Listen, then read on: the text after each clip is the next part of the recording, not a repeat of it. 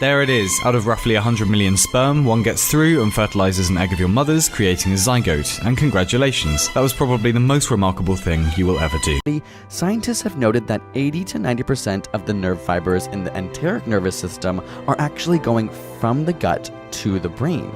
In fact, the enteric nervous system, which is an extensive mesh-like network of neurons that controls your entire digestive tract from the esophagus to the anus, doesn't even require the brain at all. When the vagus nerve is severed, the enteric nervous system is capable of organizing and initiating its own reflexes for digestion because it has such a complex collection of neurons. It is your second brain and controls you far more than you realize. From an evolution, the first opening that developed was your anus. That's right, you were once just a butthole. That means, such as a heart attack, the fetus sends stem cells to the damaged organ to help repair it. Hot outside?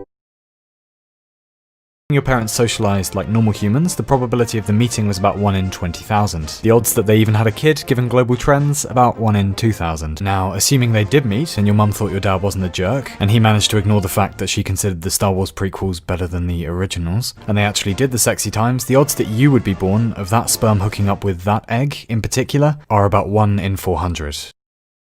Quadrillion. And that's not even the half of it, because before the egg, before your mum and dad met, there is of course all of your ancestors who all had to get laid. And just talking about 100,000 generations back, that's about 10 to the power of 45,000 chance they would all meet, but now we have to calculate the odds of every single one of those 100,000 meetings between your ancestors, and the likelihood that the sperm and eggs would match up, well, that comes out at about 1 in 10 to the power of 2,640,000, which is a number so big you can't even, what?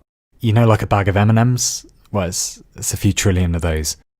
Times by all the particles in the universe, multiplied by Jabba the Hutt's waist measurement, with a cherry on top.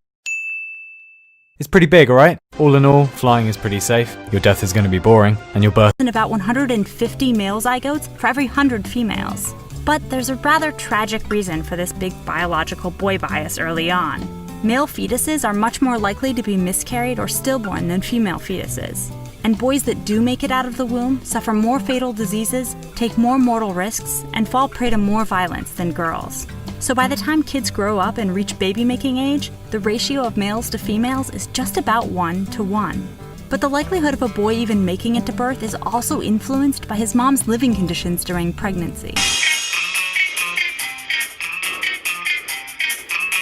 Tonight we honor heroes.